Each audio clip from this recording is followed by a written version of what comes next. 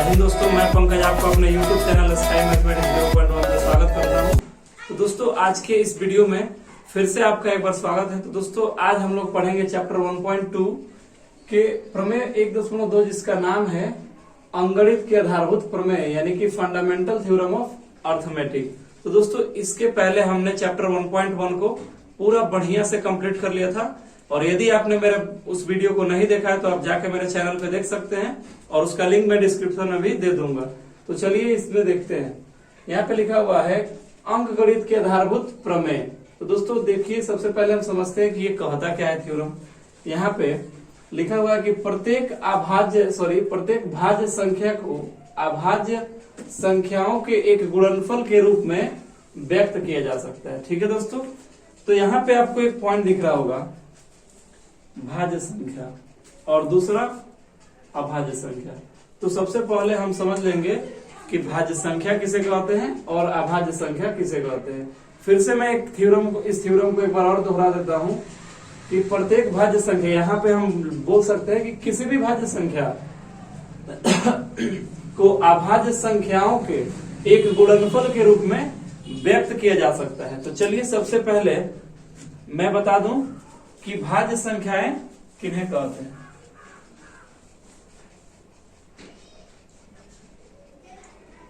भाज्य संख्याएं, तो दोस्तों भाज्य संख्या उन्हें कहते हैं जिनका दो से अधिक क्या हो, गुणनखंड हो या फैक्टर हो। दो से अधिक क्या हो, दो से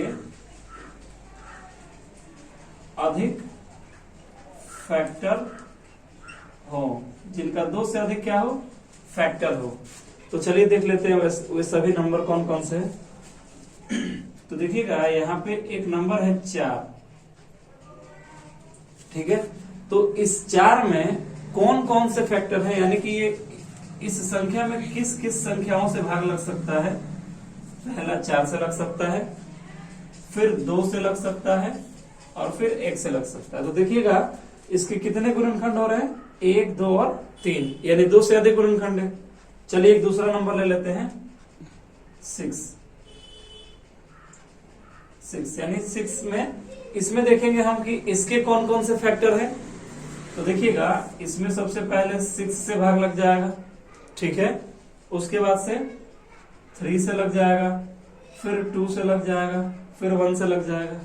ठीक है दोस्तों, अब ऐसे ही हम बहुत सारे नंबर ले सकते हैं जिनके फैक्टर क्या हो, 2 से अधिक हो, भाज्य संख्याएं कहलाएंगे। जैसे और सारे भी नंबर हैं, हम इधर कर लेते हैं। चलिए हम अगला नंबर 8 यानी 8 ले लेते हैं, और इसको देखते हैं कि इसके कौन कौन से गुणनखंड हैं। तो देखिएगा ये 8 के पहाड़े में भी आएगा, यानी 8 के टेबल में आएगा, 6 के टेबल में आ जाएगा, ये 4 के टेबल में आ जाएगा, 2 के टेबल में आ जाएगा, और 1 के टेबल में आ जाएगा। यानी ये सभी क्या है, इसके गुणनखंड है, इसके फैक्टर है। कितने हैं देखिएगा, 2 से अधिक है, तो ये भी क्या है, एक भाज्य संख्या। ऐसे ही हम बहुत सारे नंबर ले सकते हैं। यहाँ पे हम 10 ले लेते हैं। तो देखिएगा 10 में 10 से भाग लगेगा, 5 से भाग लगेगा, 2 से लगेगा, और 1 से लगेगा, यानी कि ये सभी 10 के फैक्टर हैं। तो दोस्तों ये सभी होते हैं भाज्य संख्याएं। अब हम जानेंगे कि अभाज्य संख्याएं किन्हें कहते हैं। तो देखिएगा इसको इरेज कर लेते हैं। यहां पे अब हम जानेंगे भाज्य संख्याएं कि भाज्य संख्याएं क्या होते हैं।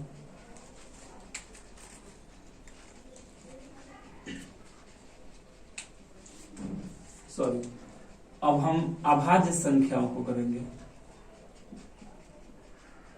अभाज्य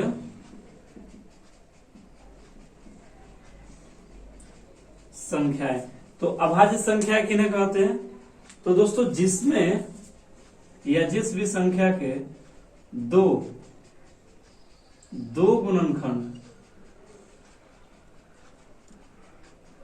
गुणनखंड हो, यानी कि केवल 2 फैक्टर हो। क्या हो, केवल 2 फैक्टर हो। ऐसी संख्याएं जिनमें केवल स्वयं से भाग लगे और 1 से भाग लगे उसे अभाज्य संख्या कहते हैं। या हम ऐसे बोल सकते हैं कि वे संख्याएं जिनके केवल 2 फैक्टर यानी कि 2 गुणनखंड होते हैं। तो देखिएगा बहुत सारे एग्जाम्पल हो जाएंगे। सबसे पहले हम यहाँ पे ले लेते हैं 2। ठीक है दोस्तों, हम यहाँ पे एक नंबर लेते हैं 2। तो देखिएगा कि 2 के फैक्टर कौन कौन से, एक तो 2 है और दूसरा 1। तो देखिए इसके केवल एग्जैक्ट 2 ही फैक्टर हैं। अगला एक नंबर हम ले लेते हैं 3। तो 3 में भी किस किस संख्या से भाग लग जाएगा, 3 से और 1 से, यानी कि इसके भी 2 फैक्टर हैं। ये भी क्या है, अभाज्य संख्या है। इसके आगे हम ले सकते हैं 5। तो इसमें देखिएगा 5 और 1 से भाग लगेगा, तो ये क्या है दोस्तों, ये भी अभाज्य संख्या है। अब यहां पे देखिएगा एक नंबर होता है, एक यहां पे हम ले लेते हैं 1 ले लेते हैं दोस्तों। तो देखिएगा 1 का गुणनखंड क्या होगा, 1 में किससे भाग लगेगा, तो 1 में केवल 1 से ही भाग लगेगा। तो बताइए कि ये भाज्य संख्या है कि अभाज्य संख्या है। तो दोस्तों मैं आपको बता दूं कि 1 देखिएगा भाज्य संख्या का डिफिनेशन क्या है, जिसके 2 से अधिक फैक्टर हो। तो यहाँ तो 2 से अधिक क्या, 1 ही केवल फैक्टर है, तो ये तो अभाज्य संख्या हो नहीं सकता है। और दूसरा है अभाज्य संख्या है। दूसरा अभाज्य संख्या का क्या शर्त है कि 2 गुणनखंड हो, कम से कम 2 गुणनखंड हो। यहाँ तो 2 भी गुणनखंड नहीं है, 1 ही है। तो दोस्तों ये न भाज्य संख्या है ना अभाज्य संख्या है, यह एक क्या है, एक प्राकृत संख्या है। ठीक है दोस्तों, तो चलिए एक बार मैं फिर से आप लोग को रिकॉल करा दूं। यहाँ पे हमने क्या जाना, अंक गणित की आधारभूत प्रमेय यानी कि फंडामेंटल थ्योरम ऑफ अर्थमेटिक। ये क्या कहता है कि प्रत्येक या किसी भी भाज्य संख्या को अभाज्य संख्याओं के एक गुणनफल के रूप में व्यक्त किया जा सकता है। और देखिएगा इस थ्योरम के बारे में एक फैक्ट है कि इसकी सबसे पहले सही उपपत्ति कार्ल फ्रेडरिक गॉस ने अपनी कृति डिस्क्विशंस अर्थमेटिकी में दी। ठीक है दोस्तों, अगला पॉइंट है इसमें का कि कार्ल फ्रेडरिक गॉस को प्रायः गणितज्ञों का राजकुमार कहा जाता है। तो दोस्तों ये बहुत ही इंपॉर्टेंट है ऑब्जेक्टिव के लिए, तो इसको आप लोग जरूर याद करिएगा। और अगर वीडियो अच्छा लग रहा है तो वीडियो को लाइक और सब्सक्राइब जरूर करें चैनल को। तो दोस्तों अब हम देखेंगे एलसीएम और एचसीएफ। तो चलिए सबसे पहले मैं आपको एलसीएम बता दूं। दोस्तों एलसीएम का फुल फॉर्म होता है लिस्ट कॉमन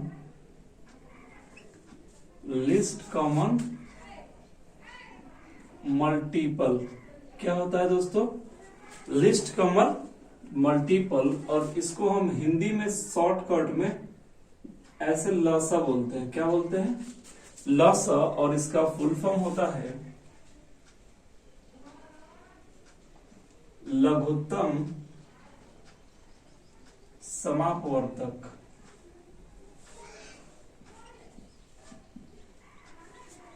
लघुत्तम समापवर्तक। तो दोस्तों देखिएगा एलसीएम क्या होता है, एलसीएम वह छोटी संख्या होती है जो दी गई 2 संख्याओं के गुणज हो और उसमें क्या हो, कॉमन हो। यहाँ पे एक स्पेलिंग मिस्टेक है, एन, यहाँ पे एन छूट गया है। कॉमन लिस्ट कॉमन मल्टीपल, यानी इसका फुल फॉर्म हम बोलते हैं लघुत्तम समापवर्तक। ठीक है दोस्तों, तो इसका मतलब अभी क्या बताया आपको कि 2 संख्याओं में सबसे छोटी संख्या होती है जो उन दोनों के पहाड़ा में, यानी कि उन दोनों के गुणज हो। ठीक है दोस्तों, तो चलिए हम यहाँ पे समझ लेते हैं एग्जाम्पल के माध्यम से। जैसे मान लीजिए यहाँ पे 15 और 20 का लसा निकालना है, यानी कि एलसीएम निकालना है। ठीक है दोस्तों, 20 का हम चलिए एलसीएम में लिख देते हैं। हम 15 और 20 का एलसीएम निकालते हैं। देखिए कैसे करेंगे।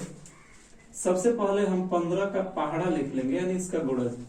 15 दूना 30 हो जाएगा, 15 दूना 45, 15 चौका 60, 15 पचे 75, 15 छक्के 90, और ऐसे ही बढ़ते चला जाएगा। फिर 20 का भी हम लिख लेंगे। क्या हो जाएगा 20 का, 20 दूना 40, 20 तिहाई 60, 20 चौका 80, 20 पचे 100, 20 छक्के 120, 10 का 80। तो दोस्तों इन दोनों में देखिएगा कोई ऐसा नंबर जो दोनों में कॉमन हो और सबसे छोटा हो। तो देखिएगा इसमें ये कॉमन है और इसमें भी ये कॉमन है, यानी कि 60। दोस्तों 15 और 20 का जो कॉमन मल्टीपल है, यानी कि जो इन दोनों में जो उभयनिष्ठ संख्या है वो कितना है, 60 है। तो अतः हम यहां पे लिख सकते हैं, अतः ये इनका एलसीएम क्या होगा, 60 होगा। ठीक है दोस्तों, अब इसी तरह से एक और हम एग्जांपल ले लेते हैं, एक और हम एग्जांपल यहां पे ले लेते हैं ऐसे कि 8 और 12, 8 और 12 का, ठीक है दोस्तों, 8 और 12 का एलसीएम क्या होगा। तो देखिएगा अभी फिर से जैसे हमने इधर किया, 8 का ही टेबल हम लिख देंगे, 8 का टेबल लिख देंगे, 8 2 16, 8 3 24, 8 4 32, 8 5 40, 8 6 48, 8 7 56, 8 8 64, और ऐसे ही बढ़ते चला जाएगा। फिर से 12 का भी हम ऐसे टेबल लिखेंगे, 12 1 12, 12 2 24, 12 3 36, 12 4 48, 12 5 60, 12 6 72, 12 7 84, और ऐसे ऐसे आगे बढ़ते चला जाएगा। ठीक है दोस्तों, तो देखिएगा कि इसमें कौन सा ऐसा नंबर है जो दोनों में क्या है, उभयनिष्ठ है, यानी कि कॉमन है। तो देखिएगा दोनों में ये 48 यानी कि 48 कॉमन है, उभयनिष्ठ है, यानी कि हम कह सकते हैं, सॉरी इसके पहले, सॉरी यहाँ पे ध्यान दीजिएगा मिस्टेक हो गया, इसके पहले 48 के पहले क्या है कॉमन, 24 यानी कि 24 कॉमन। ठीक है दोस्तों, तो एक बार याद रखिएगा कि लिस्ट कॉमन होना चाहिए, यानी कि सबसे छोटी संख्या होना चाहिए। आगे कॉमन है चलेगा, लेकिन सबसे छोटी वाली कॉमन संख्या को हम लिखेंगे। तो यहाँ पे हम क्या कर सकते हैं, 8 और 12 का एलसीएम क्या हो जाएगा, 24 हो जाएगा। समझ में आ गया दोस्तों। अब चलिए हम लिख देते हैं एचसीएफ। अब हम क्या करेंगे, एचसीएफ करेंगे, यहीं पे चलिए आपको बता देते हैं।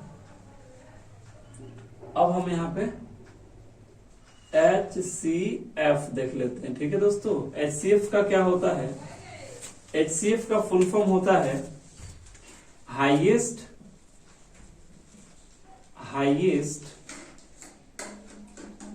कॉमन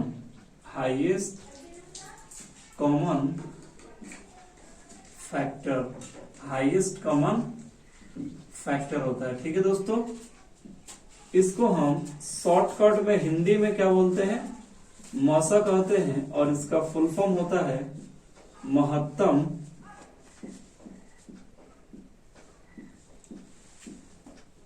समापवर्तक।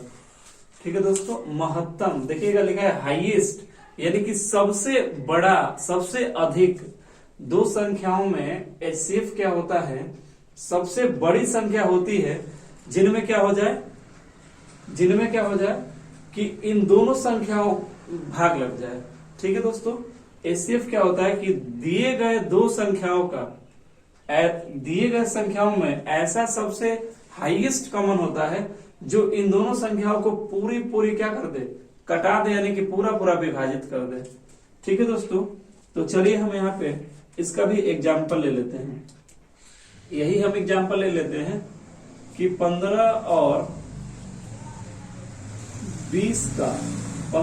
20 का एचसीएफ क्या होगा। ठीक है दोस्तों, तो हमने क्या बोला कि इसके फैक्टर में, यहाँ क्या लिखा, फैक्टर यानी कि इसका गुणनखंड करें, उसमें क्या हो, कॉमन हो, और कैसा हो, हाईएस्ट हो।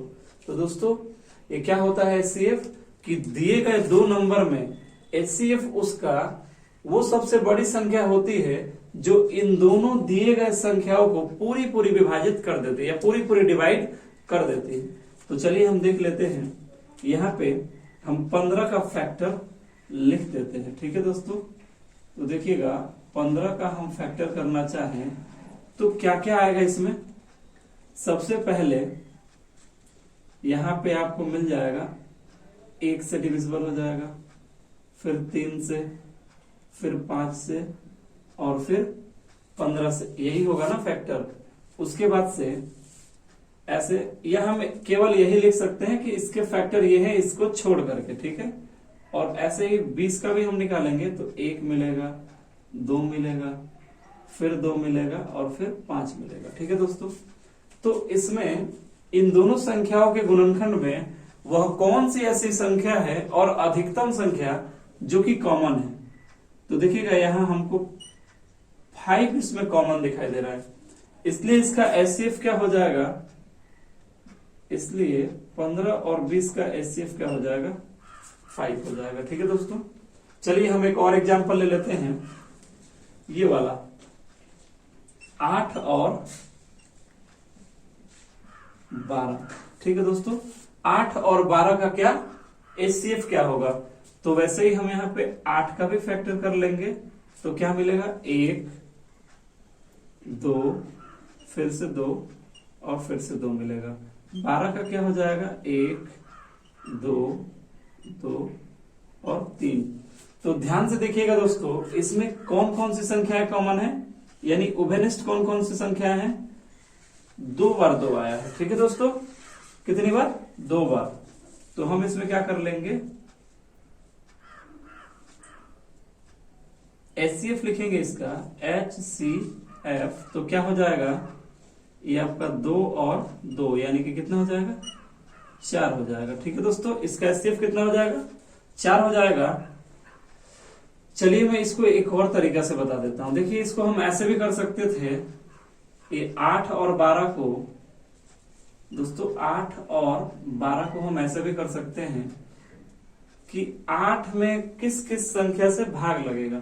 तो पहले 1 से भाग लग सकता है, फिर 2 से लग सकता है, फिर 4 से और फिर 8 से लग सकता है। ठीक है दोस्तों, फिर 12 का ऐसे हम करेंगे, क्या कर रहे हैं, इसके हम देख रहे हैं कि कौन कौन सी संख्याएं इसमें भाग लगा सकती है। ठीक है, तो ऐसे ही 12 में भी देख लेंगे, 1 से लग जाएगा 12 में, 2 से लग जाएगा, 3 से भी लग जाएगा, 4 से भी लगेगा, 6 से भी लगेगा और 12 से भी लगेगा। ठीक है दोस्तों, अब इसमें देखिएगा कि कौन कौन सी ऐसी संख्याएं हैं जो दोनों में कॉमन है। एक तो 2 दिख रहा है और दूसरा 4 दिख रहा है। ठीक है दोस्तों, तो हमने अभी बताया कि एचसीएफ का अर्थ क्या होता है, हाईएस्ट कॉमन फैक्टर, यानी कि गुणनखंडों में सबसे जो हाईएस्ट कॉमन नंबर होता है वही क्या कहलाता है, एचसीएफ।